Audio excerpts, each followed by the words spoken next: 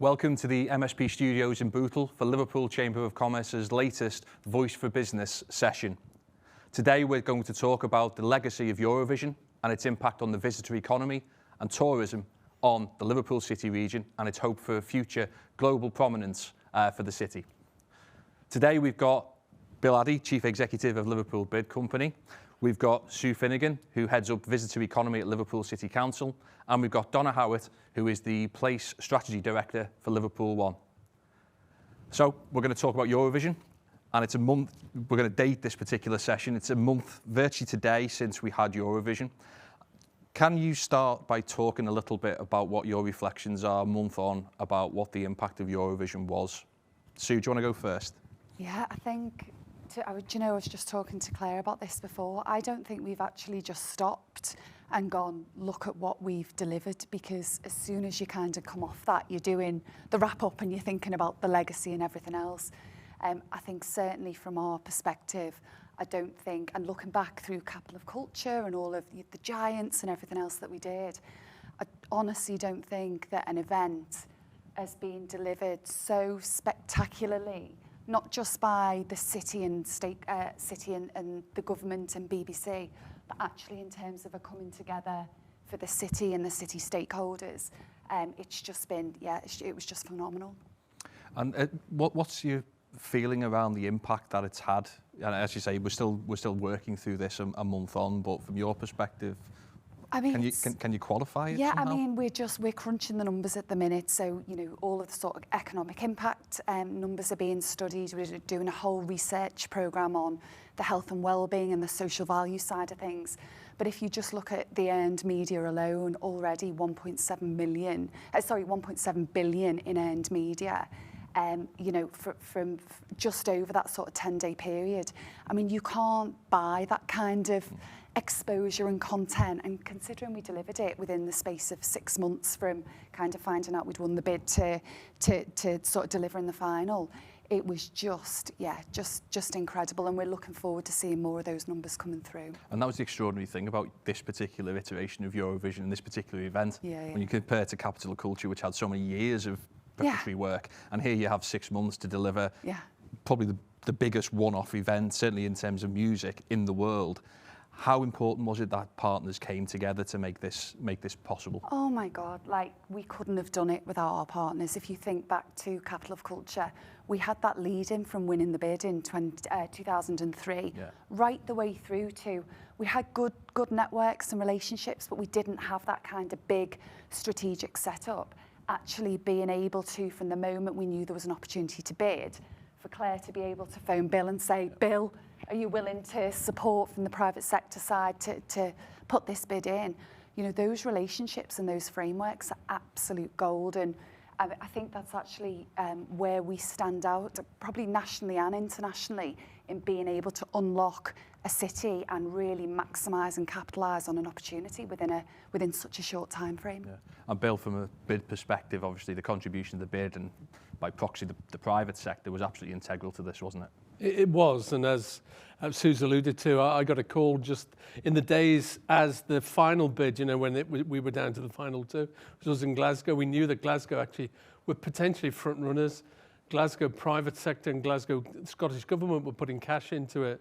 Claire rang me and said, can the private sector support? And we came up with some numbers that we put in, you know, the public numbers. We know we put 300,000 cash and a 300,000 underwrite, and actually physically paid for the cost of submitting the bid document itself. So the cash was important, but it was also about bringing the private sector together alongside. And as part of the bidding process, speaking to BBC and EBU when they came to Liverpool, and the private sector is committed to this.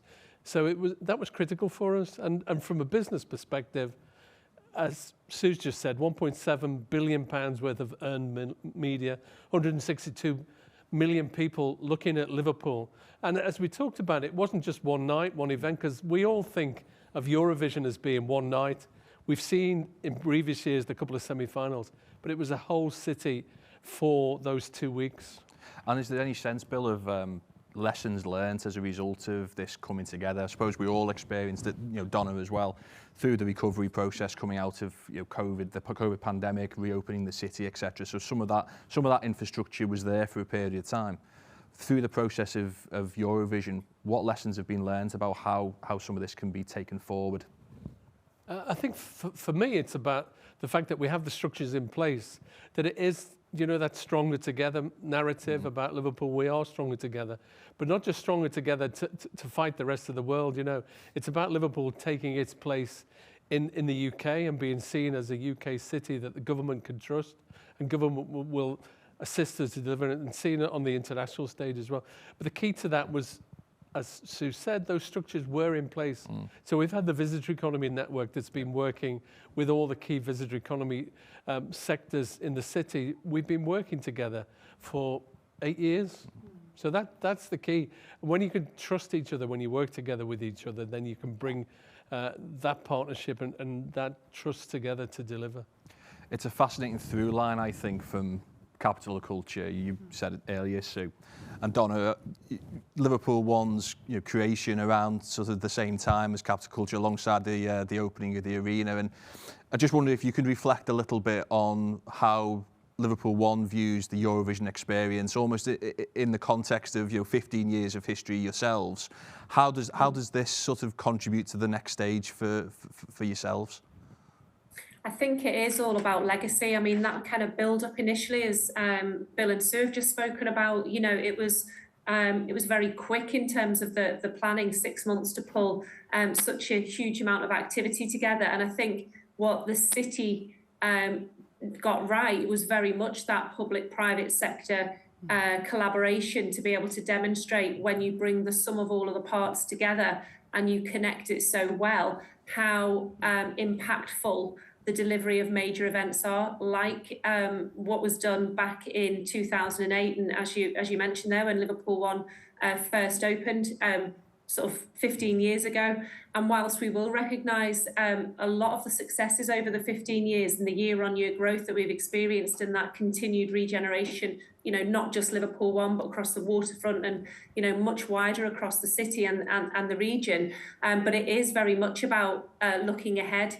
And I think that we have grown up over the last 15 years. We have certainly, as a partner, together with so many other partners across the visitor economy sector, have demonstrated that we are, we're capable of being united by a shared vision. And with that came very much sort of freedom of movement.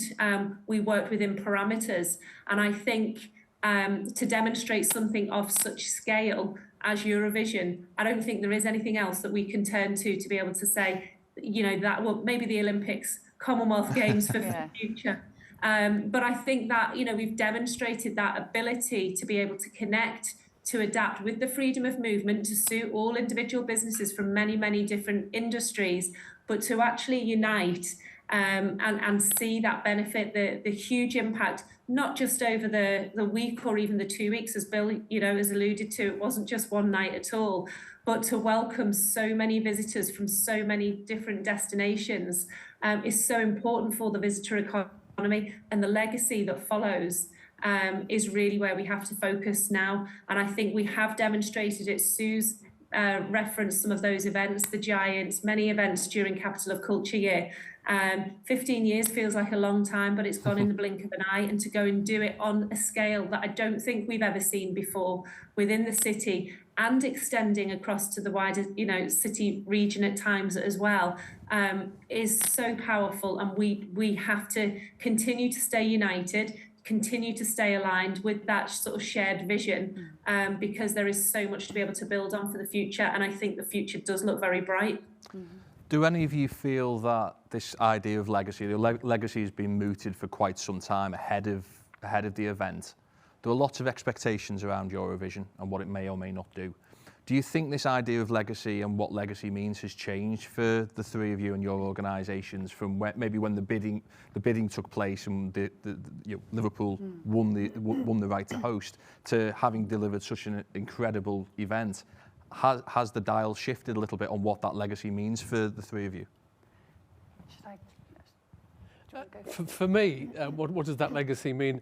I know beforehand everybody was saying it'll mean fuller restaurants, more people in hotels, more feet on the streets of the Liverpool, greater footfall. But actually, it's more than that, isn't it? Because it's really the legacy for Eurovision is how Liverpool is now perceived in the country, in Europe, and across the world. So the pieces that we saw, do you know that article that we saw in The Guardian, and across all of the press, when people said, actually, we never thought Liverpool was that.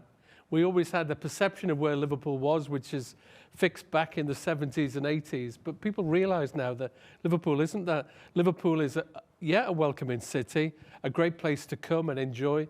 But actually, Liverpool's a place of culture.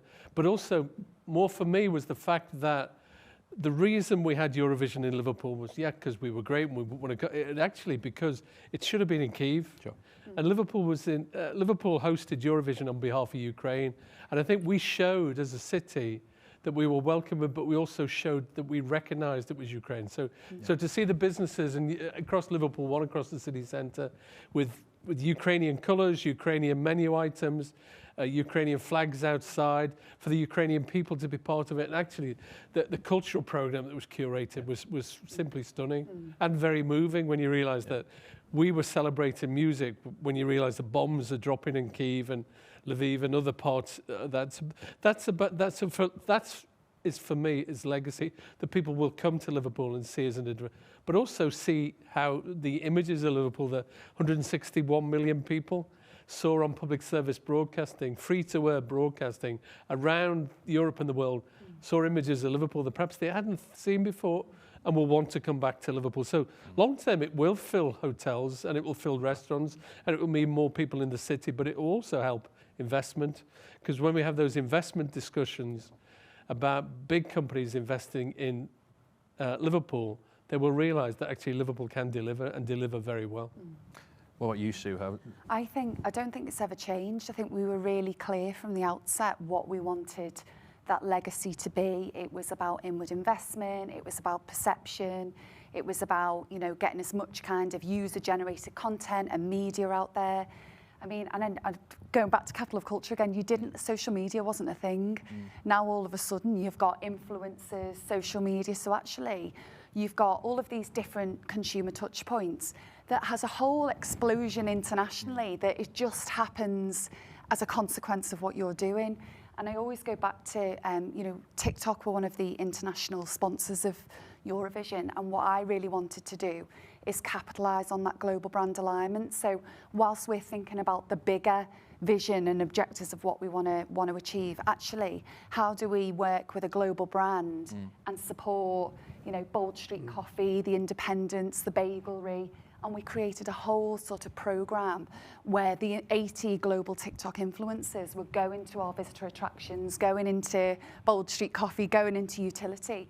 And it's that ripple effect and that amplification that's going to really kind of see a legacy beyond anything that we've delivered before, really.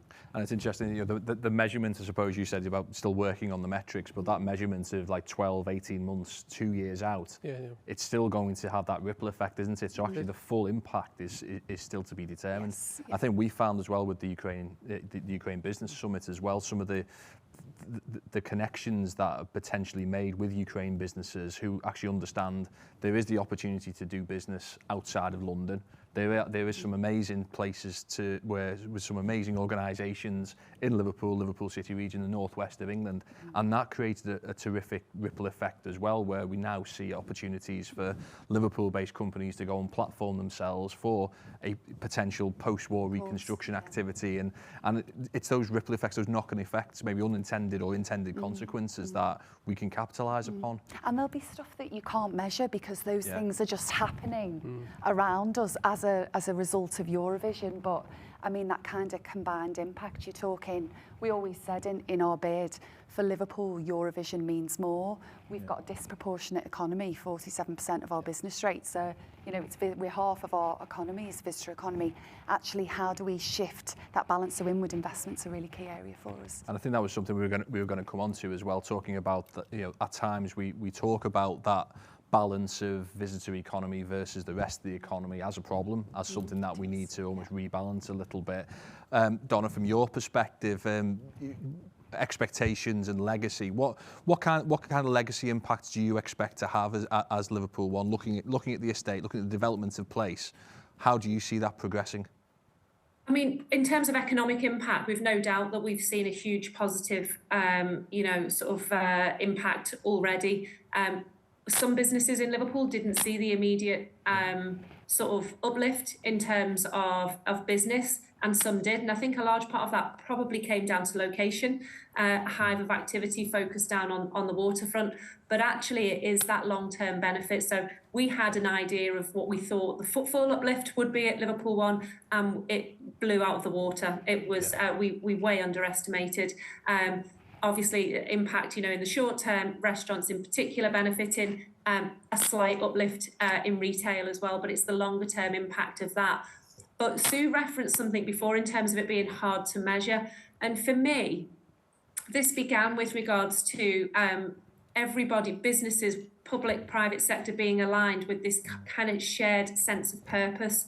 And that sense of purpose is so important to residents, to workers, as well as visitors coming into the city, because it gives everybody, I think it comes back to well-being. There's that sense of whether neighbourhood is the right, it's community. Yeah. And I think community well-being is so important, and it's so difficult to measure. But isn't well-being the ultimate objective of human life? And that is why we all do what we do. And that pursuit of happiness, the pursuit in terms of that sense of purpose, ultimately, it drives better business performance and financial performance, and it leverages the brand and brand Liverpool.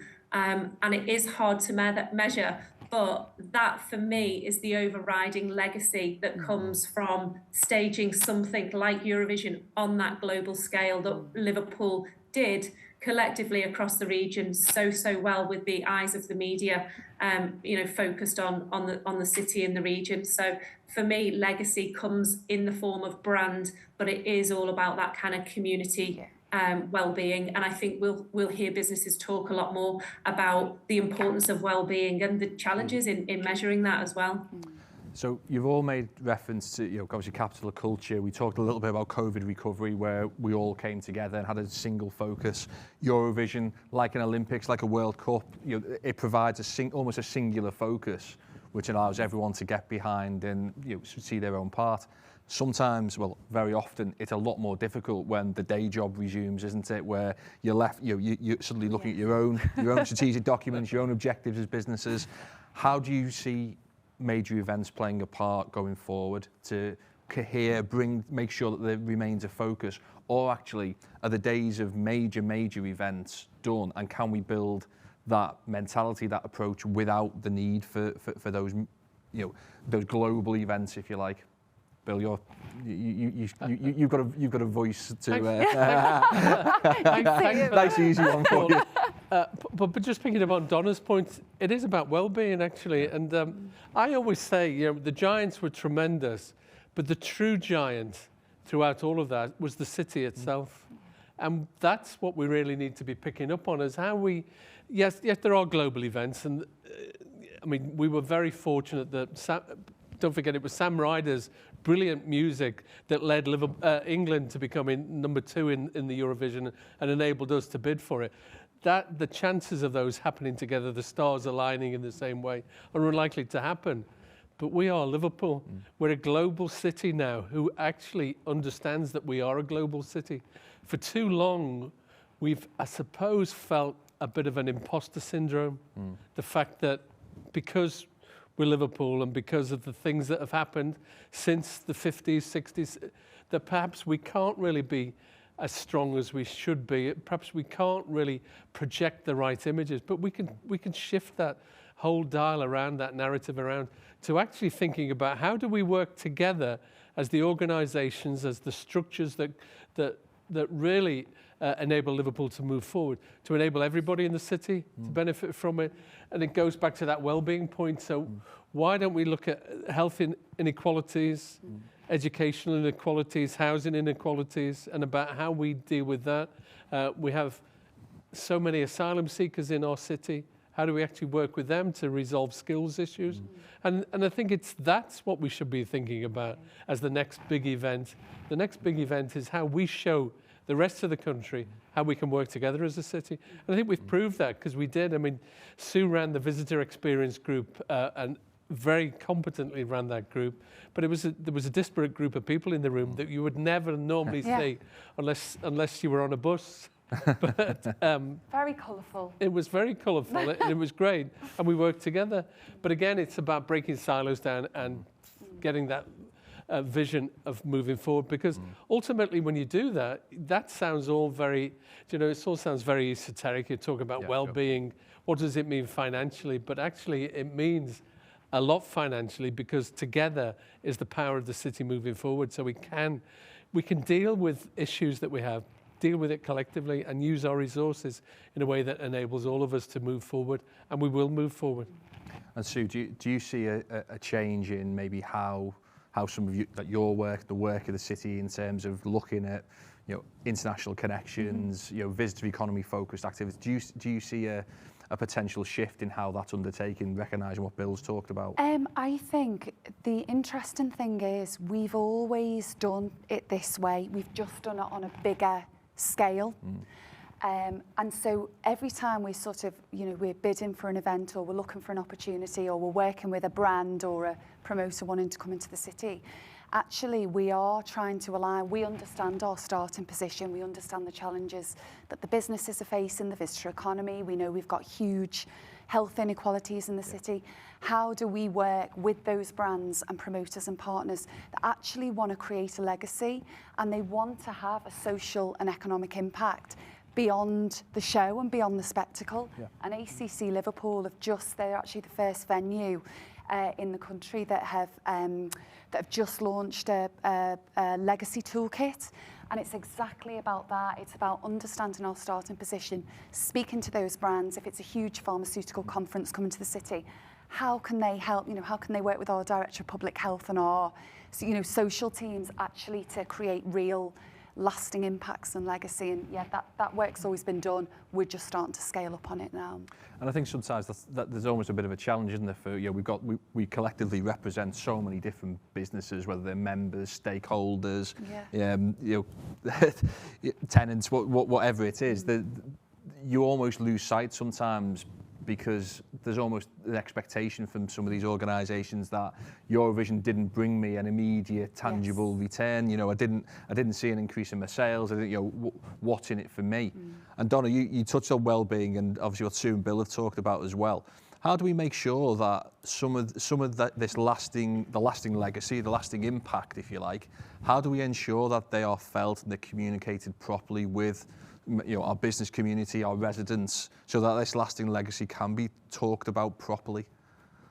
I think we're still sort of looking into some of the aspects of Eurovision that were a key part and one of the sort of key pillars, I guess, in the way that Eurovision was delivered, was led by Alicia Smith and her team in terms of community engagement, schools engagement. And there's some fantastic case studies there. And I think we've got to look into those case studies. We've got to hear back from the communities that were reached. We've got to continue to speak with the Ukrainian communities, feedback from head teachers, because for me, I actually think that it was the best example of where I've seen agendas align rather than there being competing agendas. Because we're focused on this, we may forget about something else. But actually, the approach was very much, there are challenges in some areas, huge social challenges, but we've used the opportunity with Eurovision to bring communities together to tackle some of those inequalities. When it comes to literacy, there's so many different opportunities, and we'll continue to deliver on them. At Liverpool One, we partnered with Alicia and team to fly the nightingales through Liverpool's metaverse, and there's 10 schools that are working now. They've got children still sat at the desktops learning about Ukraine and learning about Liverpool as a legacy piece from Eurovision, and still talking about their city. And there's so many individual case studies, and I think it's looking at where were we most effective and how does that continue to inform future events. And whilst this time, and I'll never get tired of hearing the strapline "United by Music," because I think Liverpool will continue to build on that without a doubt. But we've also got film, and we've got sport, and the way that we deliver some of those major events, I think, has to, and it will always have. Let's think about social impact. Let's think about other agendas that we have to ensure that we are tackling those challenges, because Bill mentioned, the perception of Liverpool back in the 80s or even the 90s, and what Eurovision has done is allow people to look at Liverpool through a different lens. But they are challenges within the city, and they're challenges within any city. But all of these major events give us that opportunity to align agendas, and that, I think, is the power of major events or festivals, and whether that be, as I say, music, film or sport, because there are endless opportunities for the city. Thanks, Donna, and Sue, you're off to Bordeaux very, very soon, with the connection between Liverpool and Bordeaux, and obviously growing that. To what extent does some of the things Donna's talked about in terms of that, the genuine legacy, how does that impact on things like the connection with Bordeaux and the ability to maybe connect with other cities and other initiatives? I mean, the spring in your steps will be that much bigger, won't it? Yeah, I think, with Bordeaux, we know there's much more that we can do with that relationship. We know that, I think it's UK hospitality, there's huge challenges in terms of skills and recruitment and retention. I think it's a third, you'll know better than me, Bill, but a third of hospitality businesses are likely to go under within the next 12 months. The figures are really, really stark. So part of our job around Taste is, how do we profile the hospitality sector as an absolute great career opportunity for young people. Paul Askew will tell you himself, that the intake of students going into catering hospitality is, it's dropped. It's at bare minimum. We need to do more, don't we, around how we really integrate the bigger challenges and opportunities around, and use our major events programme as that kind of leverage to help support the sector. And one of the key things about the relationship with Bordeaux, for me, it's great that we have it with one of the biggest wine producers in the world, but it's actually the Bordeaux Festival of Wine, the Bordeaux Fête Le Vin, which takes place in June every year. Next year, Liverpool will be the guest city. So for me, it's a destination marketing piece. That we get an opportunity to present Liverpool and the Liverpool City Region to 600,000 people over a weekend, and be able to say to them, come and see Liverpool. So that's why we need, obviously, to get those air routes back between Bordeaux and Liverpool. And I will do whatever I can to promote Liverpool's brand wherever we can in the world, because it's about Liverpool being confident. And Eurovision enables us to have that confidence, to confidently stand on a world stage and say, we are Liverpool, come and see us, come and work with us, come and invest with us. And that's the key behind all of those connectivities. Interestingly enough, during the Eurovision contest itself, I had a great discussion with the ambassador for Estonia, and you did as well, Paul. Great to see the connections potentially with Estonia. So I'm thinking about how we can import saunas, and also some very good Estonian vodka, now that they haven't got the connected routes into Russia. But actually, in all seriousness, it's about developing those links with countries internationally, because we know we're an outward-facing country, a city that needs those links to be able to grow and to be able to provide the opportunities for all the citizens of the city region. You've touched on it there, Bill, and I think looking at, you've also said, Sue, about the challenges within the visitor economy and hospitality specifically. You've talked about some of the opportunities that might emerge from that. Just wondering if you could maybe sum up some of those sort of challenges and opportunities, and how you see maybe some predictions around what may happen over the next 6 to 12 months. Hopefully a little bit more uplifting than the statistic you gave, Sue. But how do you, the three of you, envisage capitalising upon some of these opportunities? Well, I think from a hospitality business point of view, they've been battered, haven't they? We know about COVID. We won't talk about COVID today, but the issues arose out of COVID. And as we thought we were coming out of that, then there was a world economic crisis that is still reverberating. Energy costs are still far too high. They're starting to drop, but we need energy suppliers to actually replicate the fact that wholesale prices have dropped. But VAT is another thing that we need to be talking to government. And that's, again, a collective voice that we need that narrative around that, because we need to be able to stimulate hospitality, because we need the visitor economy to be supported in the same way. I mean, the economy needs supporting and rebuilding. So for me, that's one of the key things, how we continue to work together to enable the best trading conditions for all businesses in the city region. Thanks, Bill. What about you, Sue? Just echoing what Bill said, really, and I think those partnerships, like the TikTok partnership, actually, how do we capitalise on those beyond? So yes, it was great during Eurovision, but we didn't want them to pack up and go home. Actually, now our kind of key legacy is around talent development. We did a whole busking programme where we had stages across the city, talent development programmes, but also how we work with them on things like River of Light and the next kind of series of events. So I think there's loads of opportunities, but I think we've created that kind of that concept and that model where we can start to really capitalise on them and solve, well, not necessarily solve, but address some of those challenges and support the sector. What about yourself, Donna?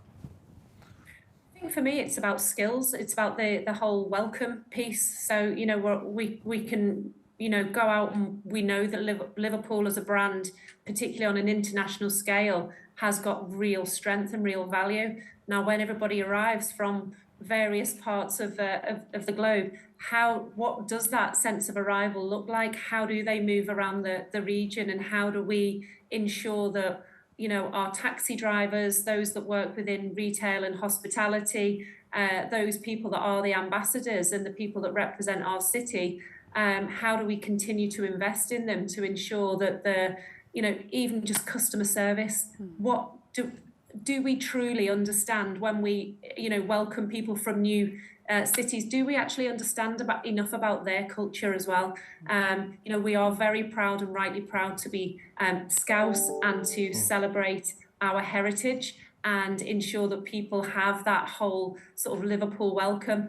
But I think there has to be a focus on skills and the visitor welcome, because look at the effort rate that goes into people coming to the city for the very first time. We absolutely need to ensure that they go away with a full intention that they're going to come back and go and tell everybody else how wonderful it was, because that's where the long-term growth comes from. Thanks, Donna. So 15 years at Liverpool One, exciting new period ahead for Liverpool City Council and the visitor economy. Yeah. Accommodation bid, opening up new opportunities around subvention, funding for events and supporting the visitor economy as well. So final question for you all, how optimistic are you that we can build on the legacy of Eurovision in the way that we've talked about today? Go on, Bill. I'm very optimistic. For me, the whole event of Eurovision was bringing people together, but my abiding memories of it was how inclusive it was. I say to people, because they say to me, what was Eurovision? I say it was bonkers, but it was also beautiful. Yeah. And it was beautiful because it brought together people in such an inclusive way. And I think if we can really take our city forward and be inclusive and be welcoming and ensure that everybody is taken on that journey, great optimism for the future. I mean, I always say that the city's 850 years old. It will continue to grow, but we need to steer it as we are part of the journey for the next however long we're involved in it. But I'm very optimistic about it, yeah. Brilliant. Super. Yeah, same, very optimistic. I mean, there's a whole, we haven't touched on this, but there's the whole, shift of the DMO landscape, the destination management landscape. And so there is a lot of work going on in the background at the minute. Liverpool's just been accredited, or Liverpool City Region's been accredited as an LVEP, a local visitor economy partnership. So working with our private sector colleagues and public sector colleagues, we're starting to build out what that looks like. And that's a really exciting model that means we can compete. You've got London and Partners, you've got Marketing Manchester set up, you've got Glasgow Live. All of those models are absolutely fit for purpose models to take those destinations forward. And I think with the brands, talent and magic of Culture Liverpool and Marketing Liverpool and research, intelligence, policy, strategy, you bring that all into one kind of all under one roof. And the art of the possible is huge, really. Fantastic. And Donna, the final word to you, please. How optimistic are you? Oh, 100%. I know we're going to build on this. I think, you know, everything comes back to the relationships that, as Sue said, they were in place, but they've been strengthened and they've been broadened, which is hugely important. But by the very fact that a large part of what we've spoken about today has been legacy, and I think that was probably the last agenda item that was on the visitor experience group, one of the key organisational committees within Eurovision. I think Eurovision, yeah, okay, it's been delivered in Liverpool, but it's very much the beginning of what's still to come. Fantastic. Well, thank you so much, Donna. Thank you, Sue. Thank you, Bill. Thanks, Paul. Really hope you've enjoyed the conversation today, looking at Eurovision, the legacy of Eurovision, the lessons learned and the opportunities for Liverpool to continue its leadership in the global community, and particularly building on the strengths of its visitor economy. Look forward to speaking to you next time on our next edition of the Voice for Business, and thank you very much for watching, and see you next time.